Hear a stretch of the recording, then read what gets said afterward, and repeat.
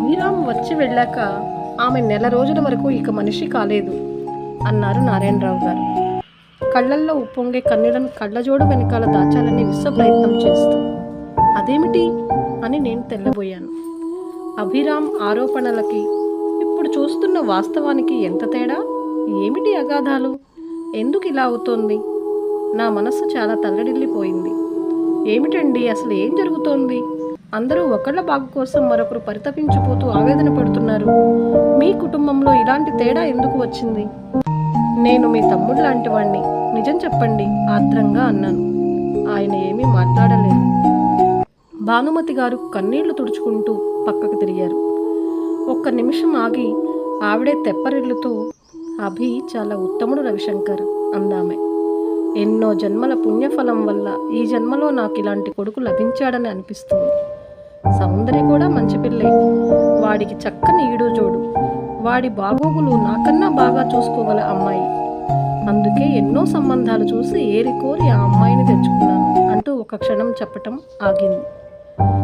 నేను ఆవిడ వంక అలా చూస్తూ ఉండిపోయాను. మరేంటి మీ కుటుంబంలో ఇలాంటి తుఫాను? అభిరామ్ అందరితోనూ పాలు నీడలా కలిసిపోతాడు. వాడి భార్య వచ్చినా వాడి ప్రవర్తనలో మార్పు లేదు. ఇంకా చంటి పిల్లాడిలా ఈ రోజుకి నా పక్కకు వచ్చి పడుకుంటాడు. నిద్రపోయే వరకు నా వెంటే తిరుగుతుంటాడు.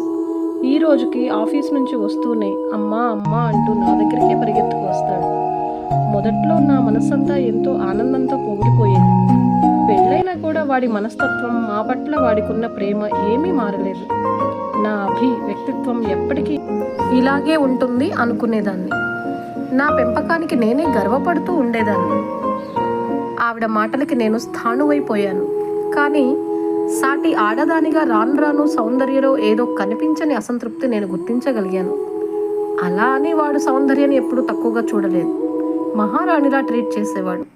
ఖరీదైన బహుమతులు, మంచి చీరలు తెచ్చేవాడు. చాలా అపురూపంగా చూసుకునేవాడు. ఎందుకంటే వాడి దృష్టిలో అందరూ ఒక్కటే. ఆఖరికి మా వంట మనిషి, పని వాళ్ళని కూడా ఎంతో గౌరవించేవాడు. వాళ్లకు ఏ సాయం కావాలన్నా టక్కున డబ్బు తీసిచ్చేవాడు. అవసరమైతే స్వయంగా వెళ్ళి సాయం చేసేవాడు కూడా. మరేంటి సమస్య మనసులో అనుకున్నాను. నా ఆలోచనని భగ్నం చేస్తూ, వాడిది స్వచ్ఛమైన మనస్సు. అద్దంలో మన ముఖం మనకి ఎలా కనిపిస్తుందో వాడికి అందరూ వాడిలాగానే కనపడుతుంటారు. ప్రతి మనిషికి ఇంకో ముఖం ఉంటుందని, అది అప్పుడప్పుడు హఠాత్తుగా బయటపడుతుందని అభిరామ్కి తెలియదు. అలాంటిది ఒకటి ఉంటుందని వాడు ఊహించుకోలేడు కూడా. బయట వాళ్లలో, బంధువులలో అలాంటివి ఉన్నా మనకి అది పెద్ద తేడాగా అనిపించదు. కానీ మన ఇంట్లో అలాంటి తేడా రాకూడదు. వచ్చిందంటే పసి మనస్తత్వం ఉన్న అభి తట్టుకోలేడు. అభికి ఆ తేడా కనిపిస్తే మా పైన ఉన్న పిచ్చి ప్రేమతో సౌందర్య పట్ల ఏ నిర్ణయం తీసుకుంటాడో అన్న భయంతో మేము ఆలోచించుకొని ఆయన ఉద్యోగం వంకతో ముందే నిశ్శబ్దంగా వాడి జీవితం నుంచి తప్పుకున్నాం. ఎందుకంటే 100 ఏళ్ల జీవితం వాడిది, చరమాముఖంలో ఉన్న జీవితం మాది. ఆవిడ మాటలకి నా కాళ్ళ కింద భూమి బద్దలైనట్టు అనిపించింది. రవిశంకర్ ఈ తుఫాను ఎందుకు చెలరేగిందో, ఎలా అణుగుతుందో మాకు తెలియదు. మాకు కావలసిందల్లా ఒక్కటే, మా కొడుకు ఆనందం. కోరుకునేదల్లా వాడి సౌఖ్యం. వాడి సంసారం అన్యోన్యంగా సాగాలన్నదే మా తపన. కానీ మీతోనే ఉంటేనే కదా అభికి ఆనందం. మీరే దూరమైతే ఎలా? ఆగాను. రవిశంకర్, మా దగ్గర అన్ని ప్రశ్నలే ఉన్నాయి. సమాధానాలున్నా వాటిని వెతుక్కోవడం మాకిష్టం లేదు. అయినా నీకెందుకు ఇంత వివరంగా చెప్పానంటే, వాడు మళ్ళీ సౌందర్యతో వస్తాడు. ఈసారి కాళ్ళ వేళ్ళ ప్రాధేయపడి మరీ రమ్మనమని అడుగుతాడు. నీలాంటి వాళ్లకు మేము కఠినాత్ములైన తల్లిదండ్రులుగా కనిపించినా పర్వాలేదు. ఈ విషయంలో మాకేమీ బాధ లేదు.